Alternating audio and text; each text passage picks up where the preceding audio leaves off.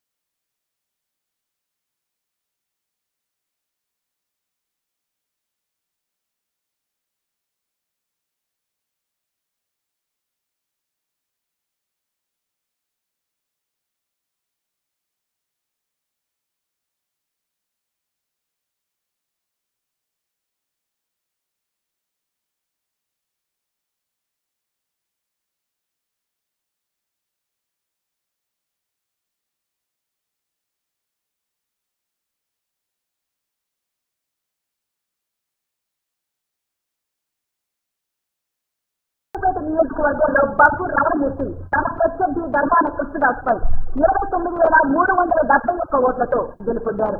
అలాగే ఆంధ్రప్రదేశ్ నియోజకవర్గంలో కూన రవికుమార్ తన ప్రత్యర్థి తమ్మినేని సీతారాంపై 33,183 ఓట్లతో విజయాన్ని సాధించారు. వ్యక్తిగత నియోజకవర్గంలో బీజేపీ ఉమ్మడి అభ్యర్థి అయిన నడికుటి ఈశ్వరరావు ఎవరు ఊహించిన విధంగా 28,952 ఓట్ల మెజారిటీతో గెలుపొంది తన సత్తా చాటారు.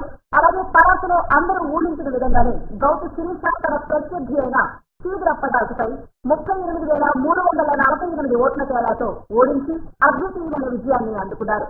అలాగే పాతపట్నంలో అనూహ్యంగా టీడీపీ సీటు సంపాదించిన మామిడి గోవిందరావు తనకు వచ్చిన అవకాశాన్ని కూడా చక్కగా అందిపుచ్చుకుని 24,774 ఓట్ల మెజారిటీతో గెలుపొంది తన సత్తా చాటారు. విశాఖపట్నం అభ్యర్థి అయిన బండారు అశోక్ తన ప్రత్యర్థి ప్రియా విజయపై 38,608 ఓట్ల మెజారిటీతో అద్భుతమైన విజయాన్ని సొంతం చేసుకుని వరుసగా మూడోసారి విజయాన్ని కైవసం చేసుకుని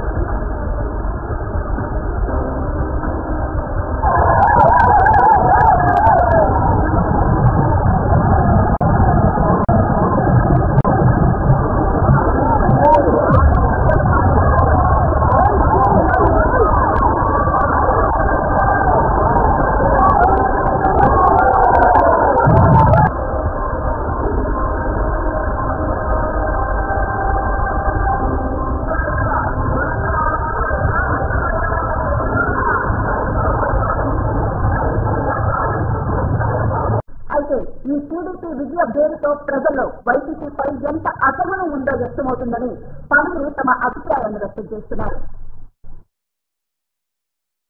2024 సార్వత్రిక ఎన్నికల్లో తమ విజయం ప్రజా విజయమని శ్రీకాకుళం ఎంపీ కింజరాపు రామ్మోహన్ నాయుడు అన్నారు. 2024 సార్వత్రిక ఎన్నికల ఫలితాలపై కింజరాపు రామ్మోహన్ నాయుడు తమ హర్షాన్ని వ్యక్తం చేశారు. ఇది ప్రజా తీర్పని, రాష్ట్రంలో ప్రజలకు ఎవరు నాయకత్వం కావాలో బాగా తెలుసని, గత ప్రభుత్వ హయాంలో పడ్డ బాధలకు చాలనీతం పాడేందుకే ఈ అపూర్వమైన విజయాన్ని తెలుగుదేశం పార్టీకి ప్రజలు అందించారని ఆయన అభిప్రాయపడ్డారు.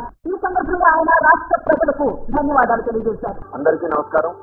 తెలుగుదేశం, జనసేన, బీజేపీ కూటమిని గెలిపించిన ఆంధ్రప్రదేశ్ రాష్ట్ర ప్రజలందరికీ కూడా నా ధన్యవాదాలు తెలియజేసుకుంటున్నాను. అయితే ఇది రాజకీయ పార్టీల తాలూకా విజయం కాదు, ఇది ఆంధ్రప్రదేశ్ రాష్ట్ర ప్రజల విజయం, తెలుగు ప్రజల తాలూకా విజయం. 5 సంవత్సరాలు కూడా ఆంధ్రప్రదేశ్ రాష్ట్రం ఎన్నో రకాలుగా కష్టాలు అనుభవించినటువంటి సమయంలో ప్రజల మీద నమ్మకం పెట్టుకున్నాం, ప్రజల మీద విశ్వాసం పెట్టుకున్నాం. అటువంటి ప్రజలు ఈ రోజు ముందుకు వచ్చి బాధ్యత తీసుకొని ప్రజాస్వామ్యాన్ని ఇబ్బంది పెట్టినా, లేకపోతే రాష్ట్రంతో చెలగాటమాడినా, రాష్ట్ర అభివృద్ధితో చెలగాటమాడినా ప్రజలు దానికి సరైనటువంటి తీర్పిస్తారు. ఆ తప్పు చేసినటువంటి వారికి బుద్ధి చెప్తారనేది ఈ ఎన్నికల్లోనే ఒక సమాధానం వచ్చింది. భవిష్యత్తులో ఇంకా ఎవరైనా సరే ఇటువంటి తప్పు చేయడానికి భయపడే విధంగా ఈ రోజు బ్రహ్మాండమైనటువంటి తీర్పిచ్చినటువంటి తెలుగు ప్రజలకి మరొకసారి నా శిరసు వచ్చి నమస్కారం తెలియజేసుకుంటున్నాను. అటువంటి ఈ సమయంలో మా తాలూకా ఆలోచన అంతా రాష్ట్రం డెవలప్ అవ్వాలి, మనమందరం కూడా డెవలప్ అవ్వాలని ఆలోచనతోనే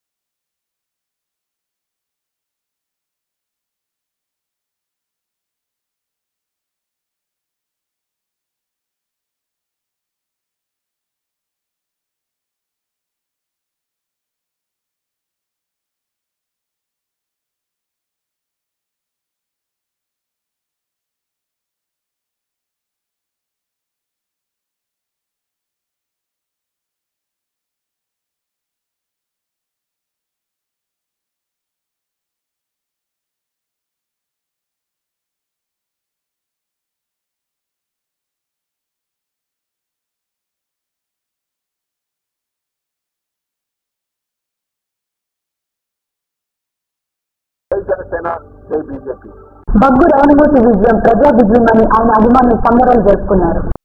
2024 సార్వత్రిక ఎన్నికల్లో నర్సనపేట నియోజకవర్గానికి బగ్గు రవణమూర్తి విజయాన్ని సొంతం చేసుకున్నారు. ఈ సందర్భంగా ఆయన అభిమానులు సంబరాలు జరుపుకున్నారు. నర్సనపేట నియోజకవర్గం మడ్డినివలసం గ్రామంలో గ్రామ దేవతకు పూజలు చేశారు. ఇందులో వారు మాట్లాడుతూ ఏ నాటికైనా చెడుపై మంచి విజయం సాధిస్తుందని పేర్కొన్నారు. వైసీపీ అభ్యర్థి శ్రీగిరి అప్పలరాజుపై ఎన్డీఏ అభ్యర్థి గౌతు శిరీష విజయం సాధించింది. శ్రీకాకుళం జిల్లా పరాస నియోజకవర్గం పరిధి 22వ రౌండ్ ఓట్ల లెక్కింపు పూర్తయ్యేసరికి వైసీపీ అభ్యర్థి శ్రీగిరి అప్పలరాజుకు 61,210 ఓట్లు, ఎన్డీఏ అభ్యర్థి గౌతు శిరీషకు 1,15,060 ఓట్లు పోలయ్యాయి. కాగా ఎన్డీఏ అభ్యర్థి గౌతు శిరీష 40,350 ఓట్ల ఆధిక్యతతో విజయం సాధించారు. ఈమె మొదటి ప్రయత్నంలో ఓడినప్పటికీ రెండో ప్రయత్నంలో విజయం సాధించి మొదటిసారిగా అసెంబ్లీలో అడుగుపెట్టనున్నారు. ఇవి ఈనాటి వార్తలు. మరిన్ని వార్తలతో మళ్ళీ కలుద్దాం. చూస్తూనే ఉండండి.